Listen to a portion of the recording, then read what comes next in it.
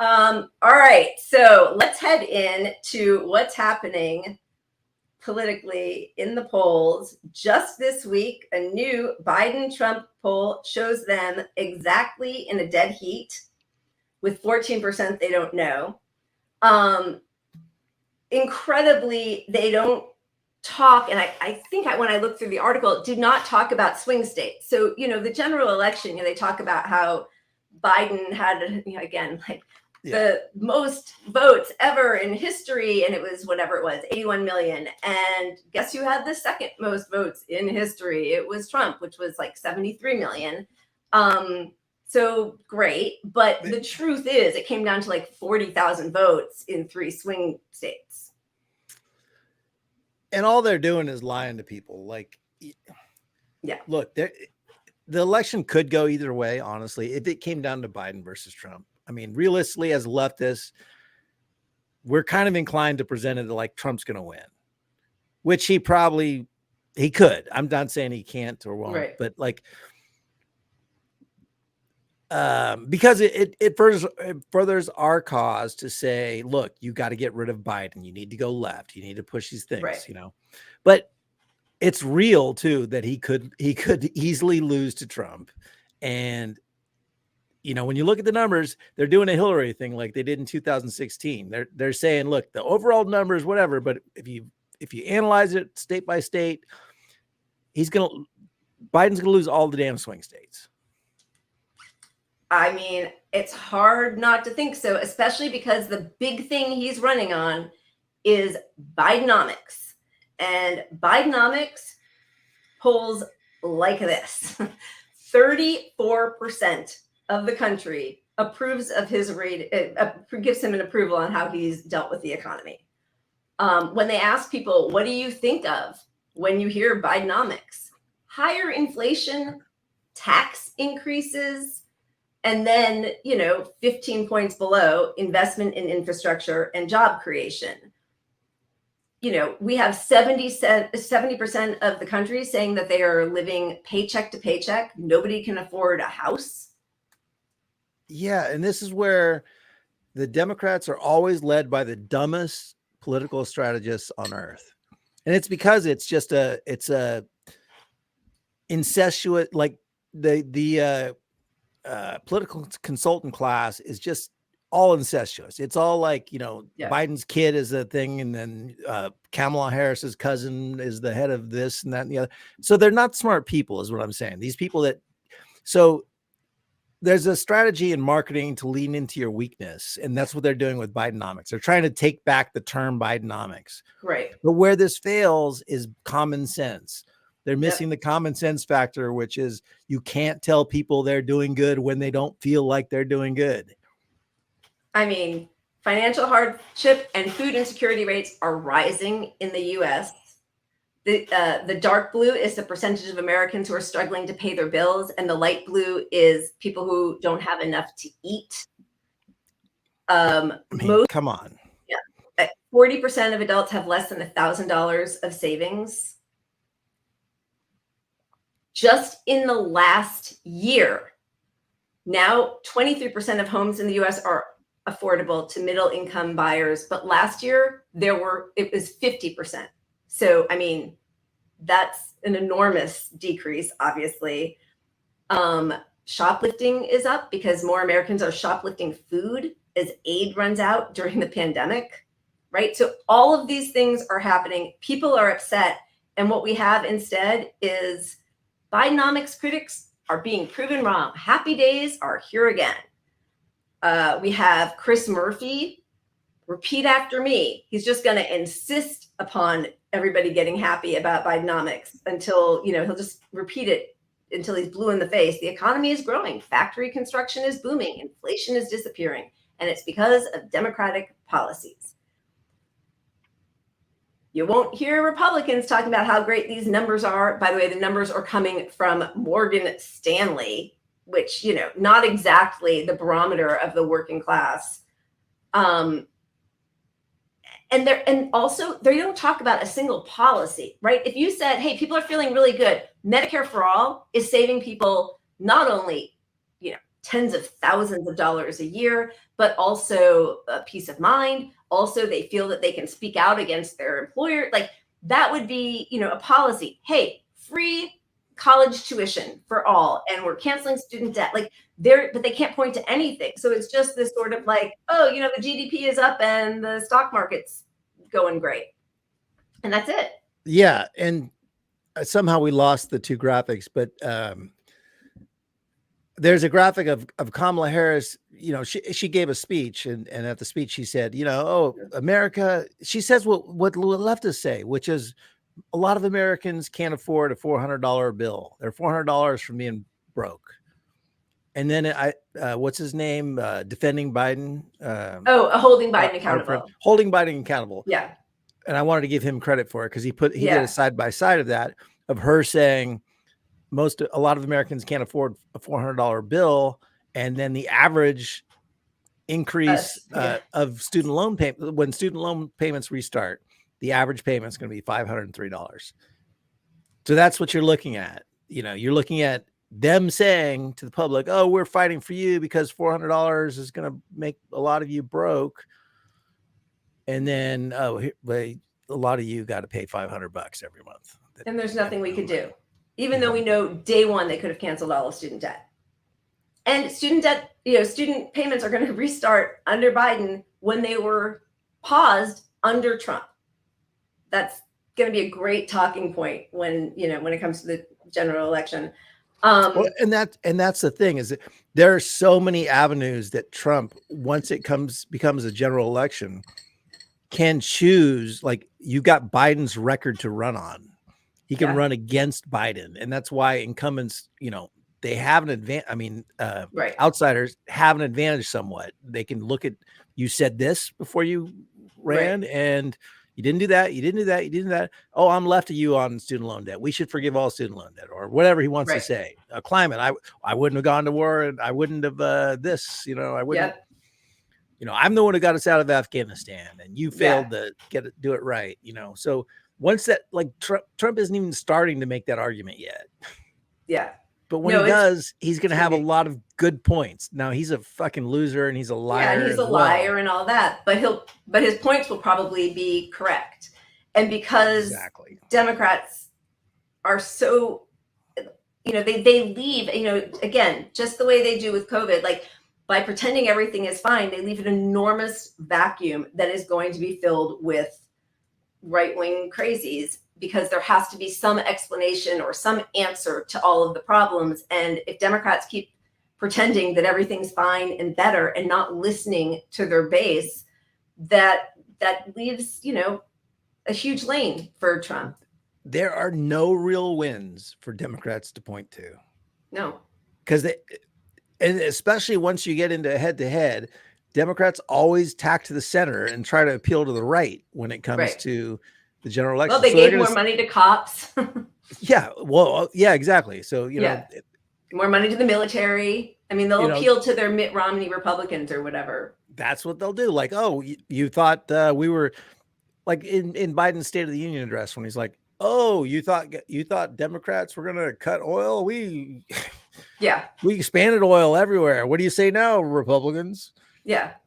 That's why they don't want a primary, because that shit is going to stick if you have a primary. Exactly. Yeah. Okay. So speaking of, right now, most Democrats, 70%, I think, don't want Biden to run. Only 70%. Oh, I know, it's amazing. He's a popular They keep guy. talking about his age, which is, honestly, I feel like that's too generous just to talk about his age, because his policies are crap. Like, that's most of the problem. But anyway, so in order to combat his, any unsightly tumbles, they are now going to wheel the shorter staircase up to the middle of the plane when he embarks and disembarks from Air Force One, so that he has less of a chance to stumble up or down the stairs. They will be giving him note cards. We know that he frequently declines dinners with heads of state when he's traveling. He's a little too tired. I think his work hours are 10 to 4:30. So they are trying very hard to do another campaign where they run him like basically from the basement. They're going to do it. And, you know, there are rumblings that they might pull the plug on him. We'll see. I don't know that that's necessarily better for the left, because I think in that situation, you end up getting Gavin Newsom. Yeah. And Gavin Newsom placates a lot of like sort of progressive, tending centrists. Like they're like, ooh, he says that stuff that my kids even like. Yeah. He's like the white Barack Obama. Yeah. But then, I mean, how do they do that to Kamala unless they put her on the Supreme Court, which was floated at one point? Like, I mean, I don't know how this is going to happen. I think they're kind of stuck with the bed they made. But you might be right. I mean, you know what? It's so early. I really don't know. Yeah. I'm inclined to think it still ends up Biden at the end of this, but there's a lot, like one or two bad, you know, Mitch McConnell moments where his brain freezes. God, yeah. And the public is going to just flip their shit if they don't get rid of Biden. Yeah. When you say that, do you mean something like this? Included groundbreaking Asian Americans like Vera Wang and Joan Shingang, I'm going to pronounce it right, Shanga Kawawa. I think you took a little cat nap there. And I think everyone has just accepted that stuff. Like that is not it's normal. You're not supposed to speak that way, especially when you are the, you know, leader of the free world. We need to expect more of our representatives. If it was just a couple moments where he had a stutter issue, you know, we all know it's not just a stutter issue. It's deeper than that. I mean, it's way deeper than that. That's a total lie. Yeah. I mean, the actual lies that he's told running for office should be disqualifying, but the public will never hear that. The first two times they were disqualifying. It's amazing. Yeah. They weren't, because the public didn't really get them enough. But like, the thing about these moments where Biden, like what we just showed, is that they actually go viral. So like if he gets ousted, it'll be because of that stuff, not the policy. Like you said, it's like, the right plays these videos like crazy, and we share them, and I'm happy to share them. I don't care if the right pulled it. I really don't care. If it's truthful, who gives a shit? Because the left media is not showing this stuff. But well, so what this has resulted in is, you know, so Cornel West, as we all know, is running in the Green Party, and it is really causing an enormous freak out. So at first it was Democratic worries bubble up over Cornel West's Green Party run as Biden campaign takes hands-off approach, i.e. basically hiding in the basement and never having press conferences or doing rallies or anything.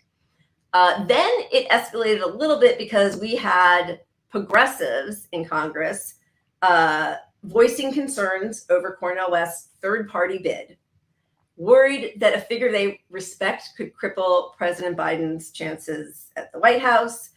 This is the most concerning one, though, or actually most revealing, because I think we all know that progressives in Congress, you know, stink. They don't do anything, and obviously Democrats are miserable.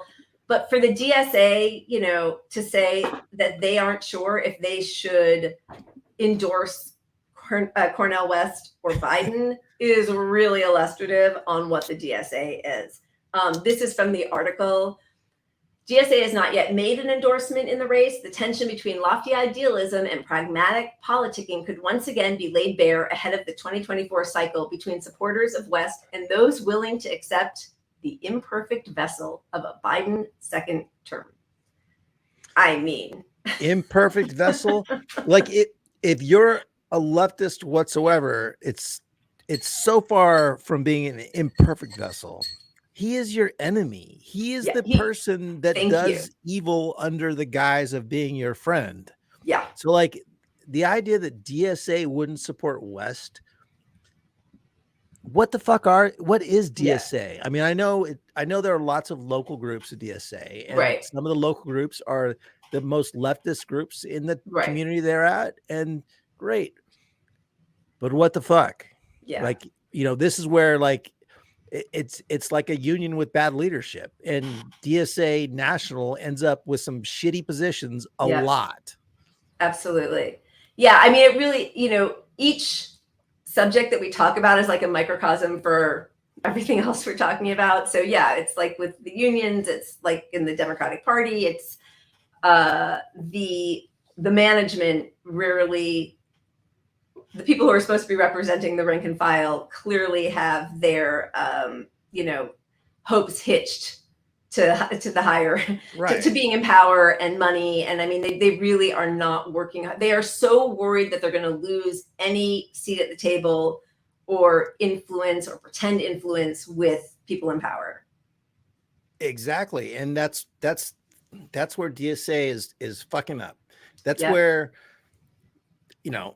if you're looking at like, oh, we just need a few more AOCs, and then that's kind of like, because then we're this close to power because we have AOC's ear, but AOC is just going to come to DSA and go, look, DSA, this is why you got to believe in our stuff, because it's a small thing and we have to do this and then we do that, and behind the scenes you don't understand what we're getting because we do this little tiny thing, and that's and DSA is just an extension of that DNC propaganda. Like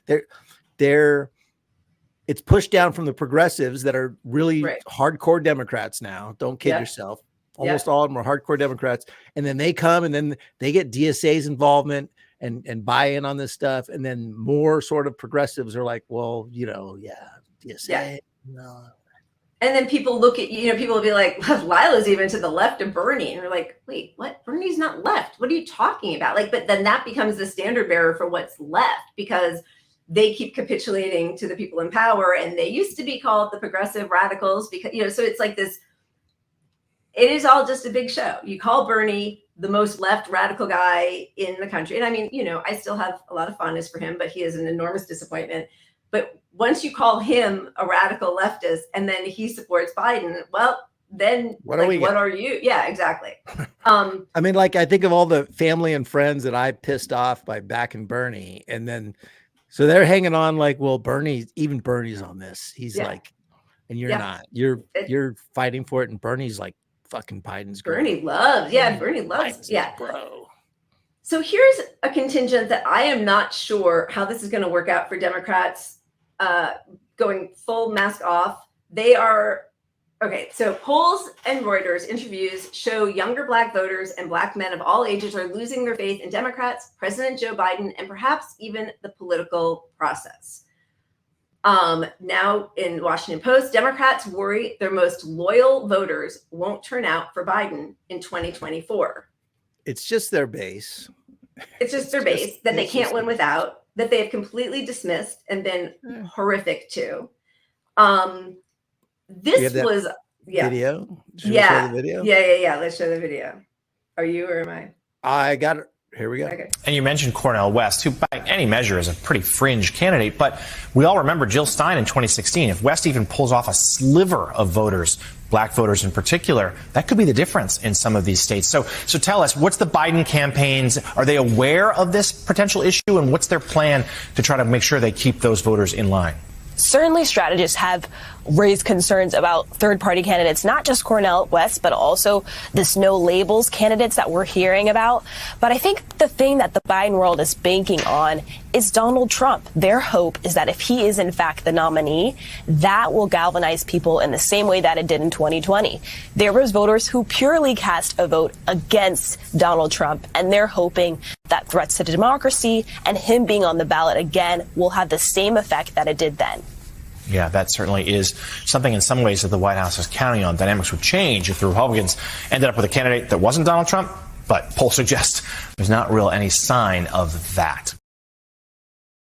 Keep them in line has strong bring them to heel vibes, I think. I mean, that's just fucking vile. Like, and they have of course they bring on a Black pundit from the representatives, so they can make this a civil discussion. Like if you ask that question to a white Democratic consultant or pundit, whatever you want to call it, it would get called out. And this doesn't, because it's a Black person, which is how the Democrats use identity politics. It's not that identity politics doesn't have merit in some ways. It's just that you're abusing it. 100%, and only using it in a tokenist kind of way, right? Like people would say, isn't it, we don't want Bernie, isn't it time for a female president? Well, yeah, you can help one female, or you can do Medicare for all that helps all female, you're right. Like, so that's great if you elevate a Kamala Harris or a Pete Buttigieg, but that's not actually helping those people, the marginalized people that you claim to represent ever. And so this cartoon, somebody posted, I wrote a tweet today about that interview, and someone responded with this cartoon,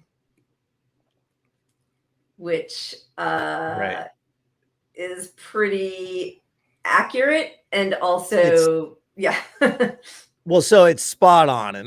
And I was talking to Lila before the show about this, because when I first got on Twitter, my account was all I did was share political cartoons and add my little punch to it, which worked out great. And it grew my account really fast, because there's a lot of content and a lot of symbolism and a lot of, important stuff in each of those cartoons, and adding a little punch to it in your own opinion, sort of, it worked and resonated. But anyway, I bring that up because I know that artist Bronco. So I know all these artists, not personally, but I know who he is.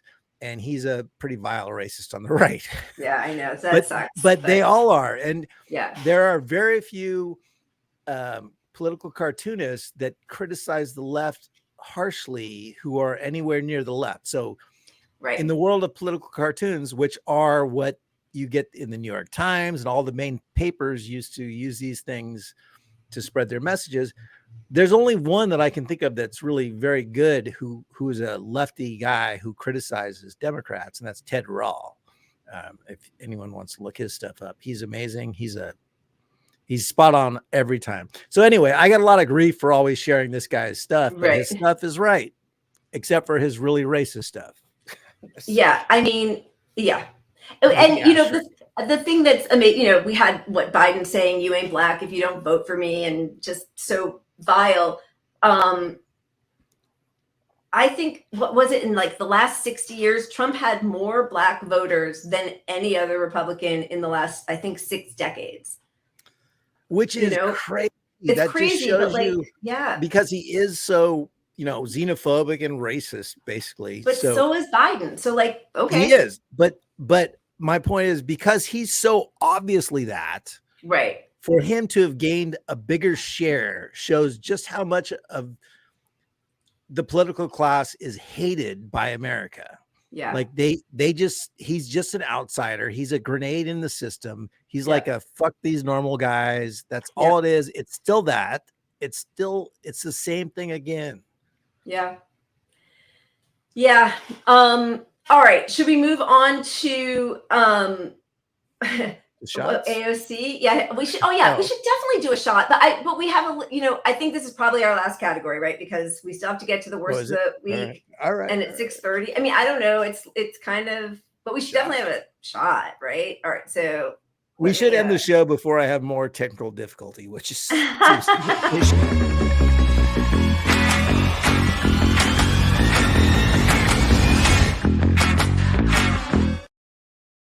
yeah, we were kind of light on the shots today. Playing the option. Good call.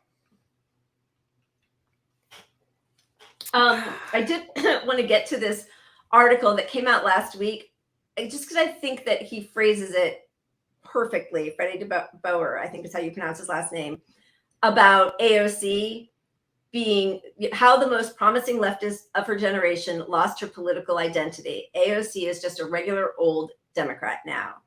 And one of the things I thought he phrased so well that I'm not going to be able to see because it's so small, but typically when I criticize AOC, the response is not to argue that she's actually acted deftly as a politician, much less that she's demonstrated any consistency between her statements and her actions. Instead, I'm constantly told that the problem lies in expecting anything from her at all.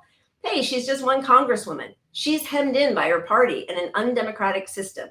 She's constrained by capitalism. Again and again, I've been told that asking Ocasio-Cortez for minimal ideological consistency or even worse results is simply to ask too much. But this defense immediately suggests a rather damning question. If AOC never had a chance to do anything, why have we been celebrating her for? What have we been celebrating her for? Why has she been subject to such immense, embarrassing hagiography? And if the response to every complaint about a lack of results is to say that we should never have expected anything in the first place, what was the point of nominating her instead of Joe Crowley, the 10-term Democratic machine politician she displaced? And more concretely, if this wing of left-leaning Democrats was always so powerless that we would be fools to demand anything in exchange for supporting them, what were we all donating for? The Justice Democrats and various associated figures, particularly Bernie Sanders, have hoovered up tens of millions of dollars in donations since the 2016 presidential primary. That wing of the party is in the habit of bragging about the fact that this money comes from small donors, from regular people like you and me, rather than the rich or big institutions. But will AOC or anyone in her sphere ever divulge what we have purchased with our donations? It seems decidedly unlikely. I just thought that was a really well phrased, every time you ever point out anything, that is the rebuttal. It's just one person. She can't do anything, Well, they're so wrong on so many levels. Like the article is correct to address all that. But her defenders.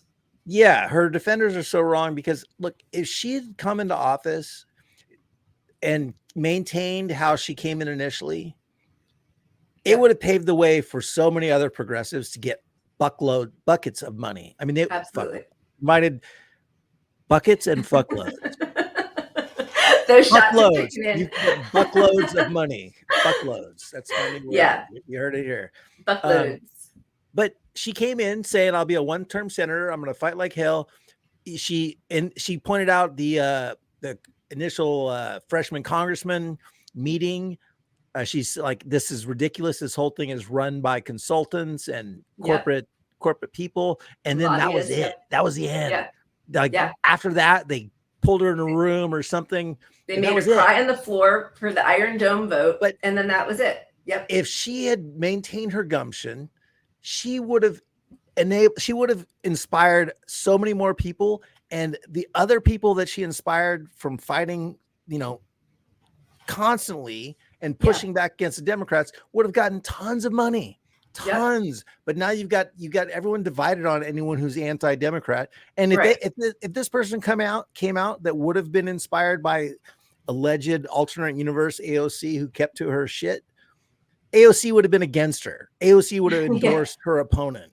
Yeah, just like she didn't endorse. I mean, she didn't endorse Nina Turner. Come on. She endorsed Biden for 2024. Yeah, no, it's despicable. And I also, another point in that article, it's really worth a read. It's like, if she knows that some of the votes that she's made actually don't matter one way or the other, like all the Democrats and most Republicans are voting for an increased war budget, for the Iron Dome, for more money for Capitol Police, like all of those things, then why not take the principled stand? It wouldn't matter anyway, right? Like whether she voted for it or not, or was voted present, like it's not going to really upset the cogs in the machine because they're all still moving forward. So what she really did was just take away her voice. I mean, that was it. Like her voice would have inspired, as you're saying, like more donations to other progressives. It would have inspired progressive people possibly to run, to think that we, if we band together, we can do something. They have accomplished absolutely nothing. And she's just sitting pretty with her salary and, her dinner invitations or whatever. And look, we're not getting to COVID because the show's gone long, but I got to tie it back to COVID. Like the progressive left, just the handful we have could have changed this whole country's trajectory on COVID. Yep. They still can. They still couldn't get together and say, you know what, it's ridiculous that Biden's administration isn't providing clean air. We're not making it an emphasis to mask in hospitals. Like there's so many obvious fucking things that leftists are supposed to care about that can be pointed out. Like we need Medicare for all, but like you have to point out that this administration is failing on COVID. And, you don't have to you can even phrase it nicely like they like to do. You could say, I'm not going to attack Biden, but I'm saying we need this stuff. Stand up for our workers. They need still protections. They're not even doing OSHA protections. Yeah. They're saying he's doing great on COVID. Mission accomplished. They don't even talk about it. It's like it was a blip. It used to happen.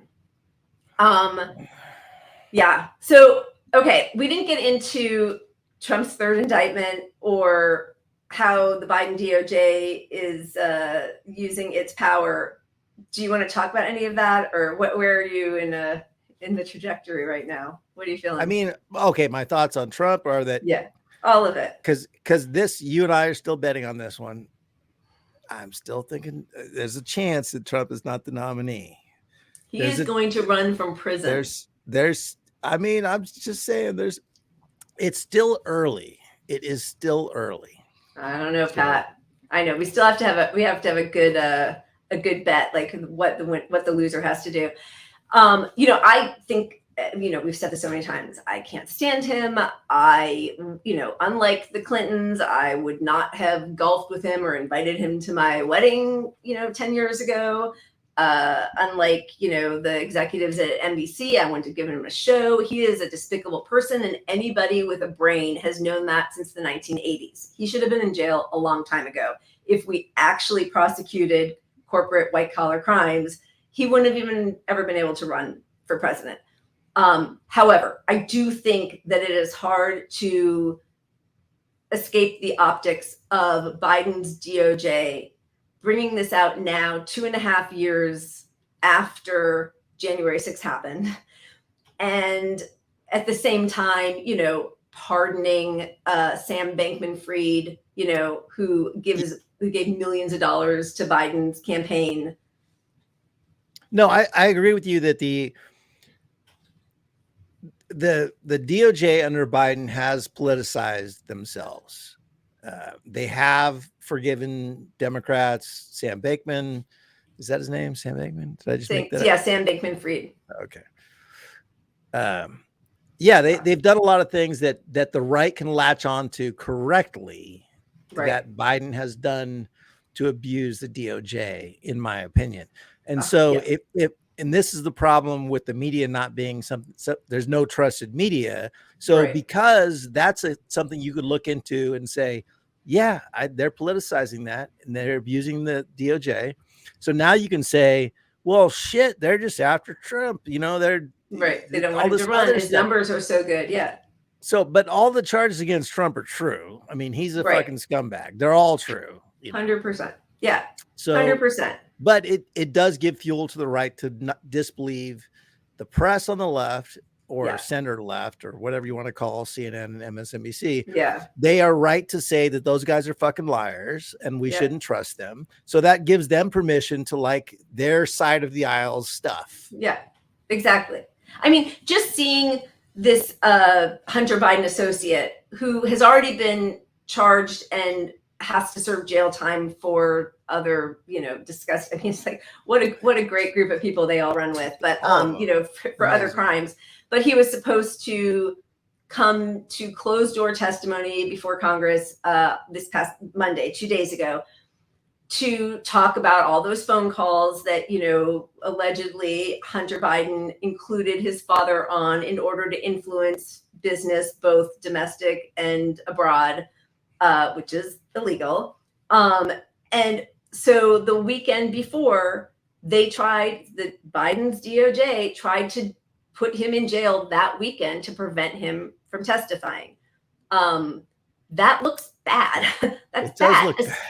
Especially when, and I mean, I don't know if we want to show this compilation. We're already so late, but no, we should. I want to show it. Okay. When you know that your corporate media is going to run cover for you like this. Joe Biden did nothing, not even approximating improper, much less wrong or illegal. It's wishful thinking. They're trying to create a scandal. I think it's pretty clear, at least so far, there is nothing there. House Republicans continue their search for any proof at all tying President Joe Biden to his son Hunter's business dealings. Joe Biden had nothing to do with Hunter Biden's business dealings. Because they want to dirty up Biden's name. You know, Republicans have been trying to use Hunter Biden's behavior against the president. Did not know about anything that Hunter Biden was doing. Gina Biden was simply involved in his son's life in a personal capacity. Republicans from consistently trying to make this argument and create the illusion of some malfeasance being there. Spoke to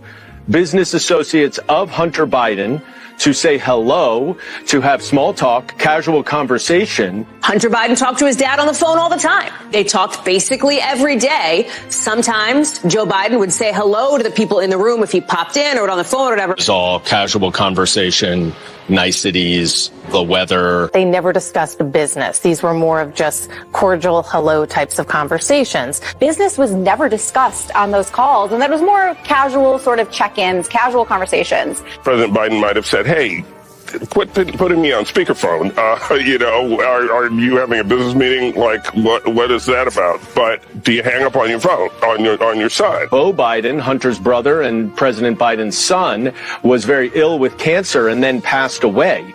That, as the witness today testified, was what these conversations and these calls were about. We should put this in context. This is a time when Beau Biden, the president's other son, was ill and then dying and then passed away. Very fraught and sad time for the Biden family, and we know how important family is to the president. They're doing Donald Trump's bidding, going after Hunter Biden, trying to create a tie to the president. This is a political move here. It is a politics thing, right? In as much as it's anything else. Fair?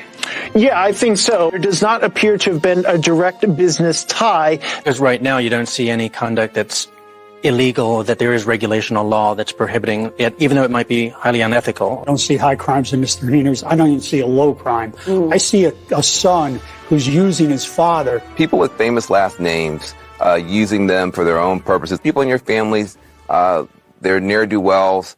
This is as old as time.